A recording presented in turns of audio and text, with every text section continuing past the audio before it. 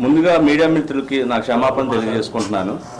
ఎందుకంటే ట్రాఫిక్ వల్ల గంట సేపు ట్రాఫిక్లో ఇరుక్కుపోవడం వల్ల లేట్ అయింది. దీనికి మీ అందరికీ నేను క్షమాపణ తెలియజేస్తూ ముందుగా ఇక్కడికి వచ్చిన మీడియా మిత్రులందరికీ నా నమస్కారాలు తెలియజేసుకుంటూ గత 2 రోజుల క్రితం టీడీపీ జనసేన ఉమ్మడి అభ్యర్థులను ప్రకటించడం జరిగింది. ఈ రోజున జనసేన చెప్పిన మాట ఒకటే, కులాలను కలుపుకునే విధానం, మతాలు లేని రాజకీయం, 2 విలువలతో కూడిన రాజకీయం, సామాన్యుడికి రబ్బర్ చెప్పులు వేసుకునే వ్యక్తితో మేము రాజకీయాలు మొదలెట్టామని చెప్పాడు పవన్ కళ్యాణ్ గారు.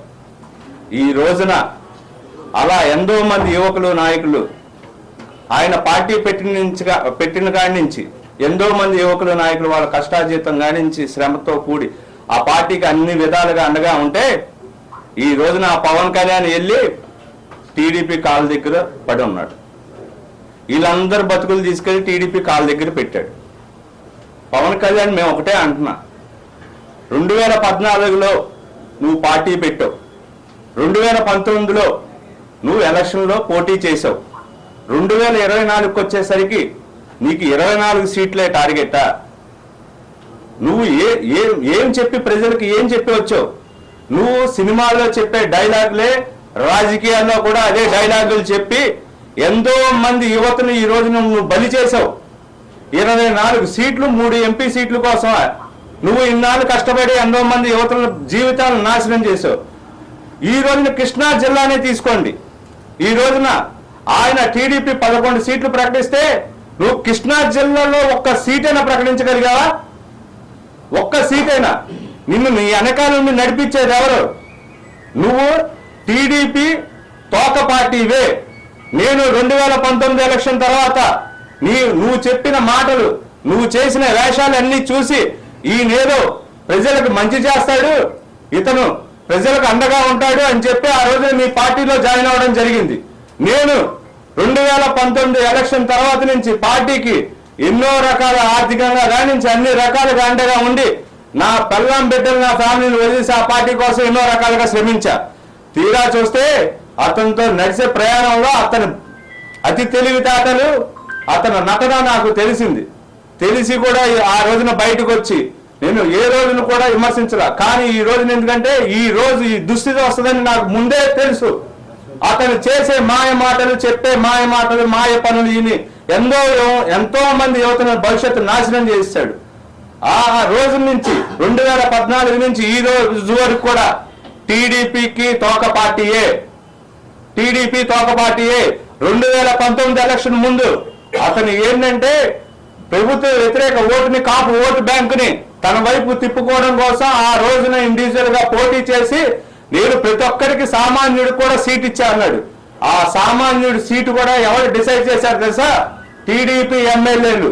అక్కడున్న టీడీపీ ఎమ్మెల్యే గెలవడం కోసం ఒక సామాన్యుడిని ఆ ఎలక్షన్ లో నిలబెట్టి అతను కూడా బలి చేసిన నాయకుడు ఈ రాష్ట్రంలో ఎవరైనా ఉన్నాయంటే అది పవన్ కళ్యాణే. కాపులు యువకుల భవిష్యత్తు నాశనం చేశాడు. ఈ రోజున కాపులను తీసుకెళ్లి టీడీపీ జెండా కూలీలుగా తయారు చేశాడు.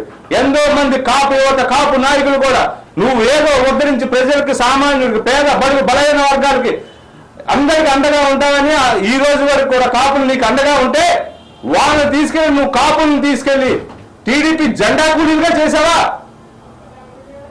జెండా కూలీలు చేసే కాపుల్ని నువ్వు ఓటు బ్యాంక్ రాజకీయాల కోసమే చూస్తున్నావు. కాపుల్ని కూడా ఈ రోజున టీడీపీ హయాంలో ఎంతమంది కాపులకు ఉపయోగపడ్డారు? ఎంతమంది కాపుల్ని మీరు డెవలప్ చేశారు? రాజకీయ పరంగా ఏ రోజు చూసినా టీడీపీ అంటే కాపుల్ని అనగతొక్కే పార్టీయే. కాపుల్ని ఏ రోజు కూడా ఆర్థికంగా కానీ రాజకీయంగా కానీ ఎదుగుదల లేకుండా కాపుల్ని కృష్ణా జిల్లాలో ఏ విధంగా అనగతొక్కుతుందో అందరికీ తెలుసు. అలా ఉన్న కాపుల్ని ఆ రోజున 2004 నుంచి ఆ రోజున వైఎస్ రాజశేఖర రెడ్డి గారు కాపులకు ఒక సముచిత స్థానం కల్పించి ఈ రోజున అదే జగన్మోహన్ రెడ్డి గారు అదే స్థానం కల్పిస్తున్నారు. నువ్వు ఈ టీడీపీలో ఉన్న కాపులను కూడా ఈ చంద్రబాబు అనే వ్యక్తి కూరలో కరేపాకు లెక్కన చేస్తున్నాడు. ఆ 2019 ఎలక్షన్లో నీకు మండల బుద్ధప్రసాద్ గారు కావాలి, బోరగడ్డ వేదరాజు గారు కావాలి, వంగవీటి రాధా గారు కావాలి, ఈ రోజున ఆ రోజున పనిచేసిన కాపు లీడర్లకు ఎవరికైనా ఈ రోజున నువ్వు సీట్ ఇచ్చావా? చంద్రబాబు నిన్ను ఒకటే అడుగుతున్నా, ఆ రోజున టీడీపీలో నీ కోసం కష్టపడి నేను సపోర్ట్ చేసిన నాయకులకు ఎవరికైనా, ఒక కాపు నాయకుడికైనా ఇక్కడ నువ్వు సీట్ ఇచ్చావా? నువ్వు ప్రకటించిన 14 సీట్లలో ఎంతమంది కాపులకు ఇచ్చావు? నేను ఒకటే అడుగుతున్నా, సూటి పేసిన, నువ్వు ప్రకటించిన 11 నియోజకవర్గాలు ఎంతమంది కాపులకు ఇచ్చావు? ఒక్క కాపుకి ఇచ్చాడు, ఒకే ఒక కాపుకి ఇచ్చాడు. జిల్లాలో 2004లో చూసుకుంటే జిల్లాలో ఉమ్మడి కృష్ణా జిల్లాలో దాదాపు 4 నుంచి 5 నియోజకవర్గాలు కాపు నియోజకవర్గాలు ఉండేవి. ఈ రోజున ఈ పవన్ కళ్యాణ్ ఉపయోగించి కాపు నాయకులందరినీ కూడా కృష్ణా జిల్లాలో లేకుండా తొక్కాలని కుట్రలో భాగమే చంద్రబాబు ఈ నీచ రాజకీయాలు తెరలేపి ముందు పవన్ కళ్యాణ్ ముందు పెట్టి వెనకాల కాపు నాయకులు యువకులను కూడా అనగతొక్కాలి. రాజకీయ పరంగా వాళ్ళలో ఎదుగుదల ఉండకూడదు, కాపుల్లో వాళ్ళలో ఎదుగుదల ఉండకూడదు. వీళ్ళు టార్గెట్ చేసేది ఎవరిదంటే పేరు నాని గారిని. పేరు నాని గారు ఏంటంటే కాపు కులంలో పెద్ద నాయకుడు. ఆ రోజున కాంగ్రెస్ గారి నుంచి ఈరోజు వైఎస్ఆర్ కాంగ్రెస్ పార్టీ వరకు, మా పార్టీ వరకు కూడా రాజశేఖర రెడ్డి గారికి ఎలాగా అండగా ఉన్నారు, ఈ రోజున మన జగన్మోహన్ రెడ్డి గారికి అదే అండగా ఉండి పార్టీ కోసం కష్టపడుతుంటే ఆయన మీద వీళ్ళు పూసే కారిపోతలు ఏంటి? నేను ఒకటే చెప్తున్నా, కాపు సోదరులకి సోదరిమణులకి నా అక్క చెల్లెలకు కూడా ఒకటే చెప్తున్నా, ఆలోచించి ఓటేద్దాం. ఈ టీడీపీ జనసేన ముసుగు రాజకీయాలు వీళ్ళు చెప్పే మాయ మాటలు విని మనం జగన్ దూరం చేసుకోవద్దు.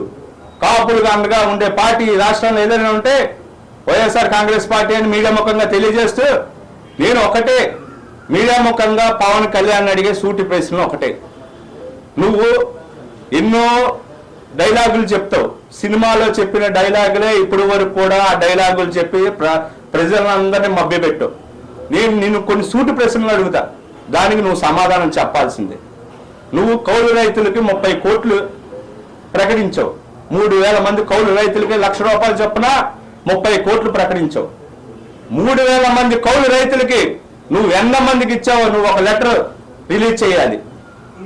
దాన్ని బేస్ చేసుకుని నువ్వు ఎంత ఫండ్ కలెక్ట్ చేసావో దాని మీద ఒక లెటర్ కావాలి. వారాహి యాత్ర ఏమైంది? నువ్వు ఆ రోజున ఏదైనా ఒక యాత్ర స్టార్ట్ అవుతే స్టార్టింగ్ పాయింట్ ఎండింగ్ పాయింట్ అంటారు. దీనికి స్టార్టింగ్ పాయింట్ లేదు, ఎండింగ్ పాయింట్ లేదు. చంద్రబాబు ఎక్కడ వారాహి పెట్టమంటే అక్కడ పెట్టావు, చంద్రబాబు ఎక్కడ వారాహి పెట్టమంటే అక్కడే పెట్టావు తప్ప నీకు స్టార్టింగ్ పాయింట్ తెలీదు, ఎండింగ్ పాయింట్ తెలీదు. నువ్వు ఏదైనా అడుగు బయట పెట్టాలంటే నీకు చంద్రబాబు చెబితేనే నువ్వు అడుగు బయట పెడతావు. నిన్న ప్రకటించేసావు, హైదరాబాద్ వెళ్ళిపోయావు. నీకేం పట్టింది? కష్టపడిన కార్యకర్తల నాయకులు భవిష్యత్తు బలి చేసావు. ఆ వారాయి గురించి కూడా నువ్వేంటి, ఆ వారాయికి సంబంధించింది కూడా, దానికి సంబంధించి యాత్రకు సంబంధించి ఎవరెవరి నాయకుల దగ్గర ఎంతెంత తీసుకున్నావో, ఎవరెవరి నాయకులతో ఎంత ఖర్చు పెట్టించావో అది బయట పెట్టాల్సిందే. మూడవ విషయం, నువ్వు కాపుల గురించి ఎత్తుతావు. ఇప్పటివరకు కాపులకి నువ్వు ఎవరికి న్యాయం చేశావు?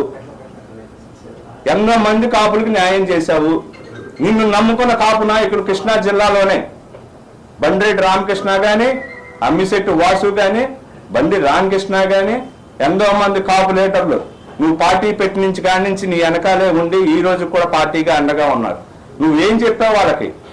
సీట్లు మీకు డిక్లేర్ చేస్తాను, అందరం కలిసి అసెంబ్లీలో అడుగు పెడదామన్నావు. ఈ రోజున ఎంతమంది కాపుల్లో ఫస్ట్ నుంచి పార్టీకి కష్టపడిన కాపుల్లో కృష్ణా జిల్లాలో ఎన్ని సీట్లు నువ్వు కేటాయిస్తున్నావు? దానికి సమాధానం నువ్వు చెప్పాల్సిందే. ఇంకో పాయింట్, 2018లో నువ్వు అబుదాబీలో చంద్రబాబును ఎందుకు కలిసావు? నువ్వు కలిసావా లేదా? దానికి సమాధానం నాకు చెప్పాల్సిందే. 2022లో జనసేన ఆవిర్భావ సభ ముగించగానే నువ్వు దాదాపు 25 నుంచి 30 కోట్లు ఖర్చు పెట్టి కార్లు కొన్నావు. అదే సంవత్సరంలో నువ్వు చార్టెడ్ ఫ్లైట్ కొన్నావని హైదరాబాద్లో గుసగుసలు. వీటికి నువ్వు సమాధానం చెప్పాల్సిందే. ₹500 ప్రమాద బీమా సభ్యత్వం అని చెప్పి ఒక భారీ స్కామ్. ఆ స్కామ్ కు సంబంధించింది యాక్సిడెంట్ పాలసీ ఏదైనా కానీ ₹150, ₹200 ఉంటాయి. నువ్వు ₹500 కలెక్ట్ చేసి దాన్ని ఆ నిధులను ఏ రకంగా దారి మళ్ళించావు? దానికి సంబంధించిన నోట్ బయటికి రావాల్సిందే. వివరాలు నువ్వు ప్రజలకు తెలియజేయాల్సిందే. నువ్వు ఎటు చూసిన మాయ మాటలు, ఎటు చూసిన స్కామ్. నేను ఒకటే కోరుతున్నా, నిన్ను కోరేది ఒకటే, నువ్వు 24 సీట్లతో పాటు ఎంత ప్యాకేజ్ తీసుకున్నా? 750 కోట్ల ప్యాకేజ్ తీసుకున్నావని అన్నావు. నువ్వు ఒక రోజున నేను ప్యాకేజీ తీసుకుంటే చెప్పుతో కొడతా అన్నావు. ప్యాకేజ్ తీసుకున్నావని చెప్పుతో కొడతా అన్నావు. బూట్ చూపిస్తున్నా నీకే బూట్ చూపిస్తున్నా. నువ్వు ఎంతమంది యువకులు నాయకులు భవిష్యత్తు నాశనం చేశావు. నువ్వు అంటావు జగన్మోహన్ రెడ్డి గారిని బెదిరించే అంత మగోడివా నువ్వు? జగన్మోహన్ రెడ్డి గారిని నువ్వు నిందించే అంత మగోడివా? జగన్మోహన్ రెడ్డి గారు నమ్ముకున్న నాయకులను కానీ కార్యకర్తలు కానీ ఈ రోజు కూడా ఆయన వాళ్ళకు సముచిత స్థానం కల్పిస్తూ ఎంతో మంది పేద బడుగు బలహీన వర్గాలకు అండగా ఏదైనా నాయకుడు ఈ రాష్ట్రంలో ఉన్నాడంటే అది జగన్మోహన్ రెడ్డి గారే అని తెలియజేస్తున్నా. నువ్వు కారు కోతలు కోస్తే నీ మీదకు రావడానికి కూడా వెనకాటున్నావు. నువ్వు వచ్చి ప్రజలకు ఏదో ఉద్ధరిస్తావని నీ వెనకాల తిరిగితే ఎంతో మంది రాజకీయ నాయకులు భవిష్యత్తు. నేను అడిగిన ప్రతి దానికి నువ్వు సమాధానం చెప్పాల్సిందే. నువ్వు సమాధానం చెప్పలేదా నీ ఆఫీస్ ముందుకు వచ్చి కూర్చుంటా. నేను ఖచ్చితంగా అడగాల్సిన బాధ్యత నాకుంది. నేను అడుగుతా. నేను ఆ పార్టీలో కష్టపడ్డా కాబట్టి నేను అడుగుతా. నువ్వు సమాధానం చెప్పాల్సిందే. ఎవరండి నాదెండ్ల మనోహర్? ఆడి ఆపరేషన్ నాదెండ్ల సక్సెస్. ఆ పార్టీ ఏమో జనసేన పార్టీ అధ్యక్షుడేమో పవన్ కళ్యాణ్. కానీ పై వరకే లోపల జరిగేదంతా నాదెండ్ల లింగమనేని. సీటు డిసైడ్ చేయాలన్నా, సీటు ఇవ్వాలన్నా నాదెండ్ల లింగమనేని లేకుండా సీట్లు డిసైడ్ అవ్వట్లా. నువ్వెందుకు పార్టీ నడపడం? నాయకత్వం అంటే నలుగురు కలుపుకుని వెళ్తాం. ఒక నాయకుడి లక్షణం నీ కింద పనిచేసే వాళ్ళకి అండగా ఉండాలి. ఇతను అంటాడు నన్ను గెలిపించుకోలేకపోయారు అంటారు. నిన్ను ఎందుకు గెలిపించుకోవాలి చెప్పు? నిన్ను గెలిపించుకోవడం వల్ల ప్రజలకు ఏం ఉపయోగం చెప్పు? నన్ను గెలిపించుకోలేదు, నన్ను గెలిపించుకోకపోవడం వల్ల రాష్ట్రం ఇలా అయిందంట. నిన్ను గెలిపించుకుని ఉంటే రాష్ట్రం సర్వనాశనం చేసేవాడు. 2014 ఆడికి సపోర్ట్ ఇచ్చి ఈ కృష్ణా జిల్లాలోనే అమరావతి అని ఒక భూతత్వం పెట్టి 3D ఎఫెక్ట్లు పెట్టి రియల్ ఎస్టేట్ దందా స్టార్ట్ చేశారు. ఆ రియల్ ఎస్టేట్ దందాలో నీకు ఎన్ని ముడుపులు ముట్టాయో నాకు తెలుసు. నువ్వు ఎవరినైనా నువ్వు గెలవపోతే ప్రజలు నిందిస్తావేంటయ్యా? నీలో లోపం పెట్టుకున్నావు. నీలో లోపం పెట్టుకుని ప్రజలను ఎలా నిందిస్తావు? నన్ను గెలిపించుకోలేదని. నిన్ను ఎందుకు గెలిపించుకోవాలి? నువ్వు ప్రజలకు అండగా ఉన్నావా? నువ్వు చెప్పేవన్నీ బోటకు మాటలే, చేసేవన్నీ బోటకు పనులే. నేను ఎందుకు గెలిపించుకోవాలి? రేపు 24లో కూడా టీడీపీ జనసేన ఉమ్మడి అభ్యర్థులు మేము ఎందుకు గెలిపించుకోవాలి? మీరు ఎవరికి న్యాయం చేశారు? ఈ రోజు సంక్షేమ పథకాలు పేద బడుగు బలహీన వర్గాలందరికీ సంక్షేమ పథకాలు చేరి ఆ కుటుంబాలు ఆనందంగా ఉంటే మీరు చూసి ఊరుకోలేదు. మీకేంటంటే ఎవరు సంతోషంగా ఉండకూడదు, మీరే సంతోషంగా ఉండాలి. మీకే ప్యాకేజీలు కావాలి, మీరే కార్లు కొనుక్కోవాలి 25-30 కోట్లు పెట్టి, మీరే చార్టెడ్ ఫ్లైట్లు కొనుక్కోవాలి, మీరే బాగుపడాలి. మీ చుట్టూ ఉన్న 10 మంది నాయకులు మీరు చూడలేరు. ప్రజలు బాగుపడుతున్నారంటే అది కూడా చూడలేరు. నువ్వు ఈ రోజున చేసే బోటక రాజకీయాల వల్ల ఈ రోజు